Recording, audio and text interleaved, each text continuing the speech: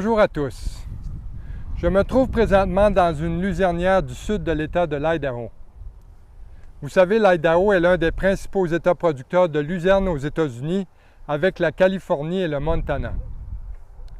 C'est un endroit où il fait très chaud l'été. Il n'est pas rare d'avoir des températures avoisinant les 40 degrés Celsius ou plus, comme d'ailleurs aujourd'hui. Et le sud de l'État ne reçoit que très peu de pluie au cours d'une saison de croissance et les producteurs doivent irriguer leurs champs pour répondre aux besoins en eau de leur luzernière. C'est un climat où la luzerne s'adapte bien, car c'est une plante connue pour sa tolérance à la sécheresse et à la chaleur. La luzerne est une plante productive et reconnue pour la qualité remarquable de son fourrage. C'est une plante à fleurs vivaces qui est de la famille des légumineuses. Elle a une coloration, la fleur a une coloration violacée. C'est une plante qui fixe l'azote de l'air au moyen de petits nodules présents sur ses racines.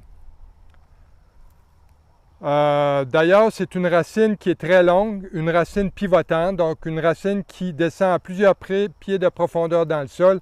Évidemment, j'ai dû couper la racine pour déraciner le plant. Elle est largement cultivée dans le monde pour la qualité de son fourrage pour le bétail et est récoltée sous forme de foin ou encore d'ensilage et peut être même pâturée. La luzerne offre un rendement élevé par hectare et une qualité nutritionnelle élevée. Elle est utilisée principalement comme aliment pour les vaches laitières à forte production, en raison de sa teneur élevée en protéines et de ses fibres hautement digestibles. C'est une plante qui est aussi utilisée pour nourrir les bovins de boucherie, les chevaux, les moutons et les chèvres. Mais lorsqu'on regarde un champ de luzerne comme celui-ci, derrière moi, ce qui frappe le regard, c'est sa coloration vert foncé. Un vert foncé, tout est bien vert. Vous êtes-vous déjà posé la question pourquoi les plantes sont d'une couleur verte? Pourquoi pas rouge ou encore bleu? Eh bien, les plantes ont une coloration verte à cause d'un pigment naturel appelé la chlorophylle, qui absorbe le rouge, le bleu et d'autres longueurs d'onde de la lumière et qui renvoie le vert vers vos yeux, et c'est donc la couleur que vous voyez. Mais est-ce que la chlorophylle a d'autres utilisations que de donner une couleur verte aux plantes? Eh bien, absolument. Les plantes sont capables de capter l'énergie du soleil et la chlorophylle piège la lumière du soleil pour être utilisée pour la photosynthèse. Donc, sans chlorophylle, les plantes ne pourraient pas survivre. La photosynthèse se produit lorsque les plantes combinent l'énergie du soleil avec le dioxyde de carbone contenu dans l'air que nous respirons, combiné à de l'eau, et transforment le tout en sucre qui agissent comme nourriture pour la plante.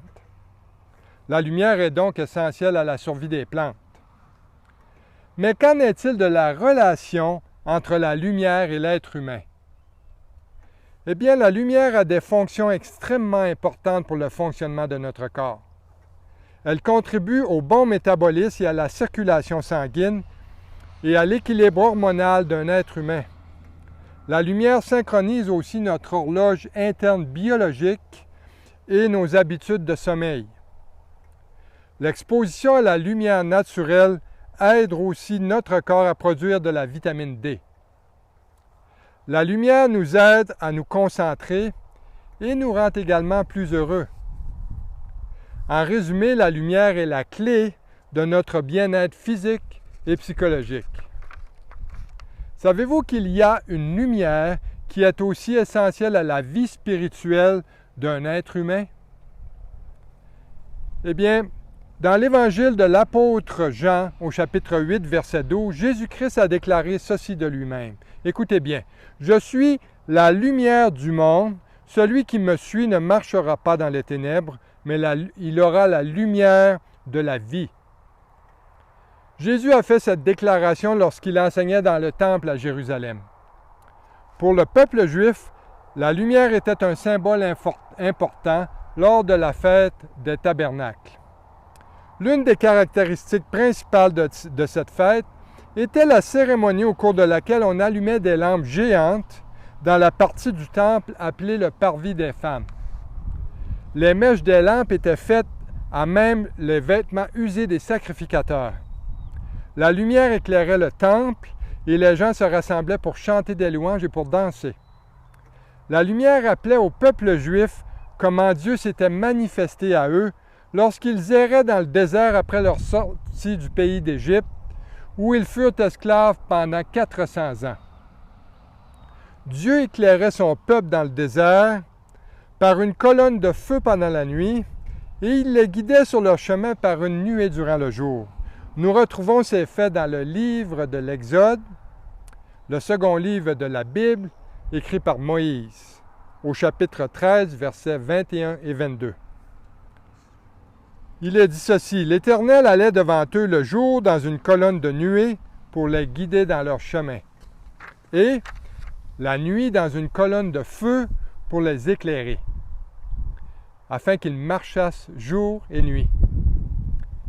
La colonne de nuée ne se retirait point de devant le peuple pendant le jour, ni la colonne de feu pendant la nuit. » Jésus a utilisé ce symbole important et il l'a appliqué à lui-même lorsqu'il a dit « Je suis la lumière du monde ». Vous savez, en disant « Je suis la lumière du monde », Jésus affirmait sa divinité.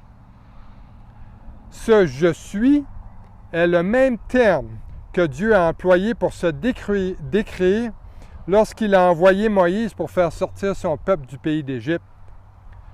Dans le livre de l'Exode au chapitre 3, versets 13 et 14, Moïse dit à Dieu, « J'irai donc vers les enfants d'Israël, et je leur dirai, le Dieu de vos pères m'envoie vers vous.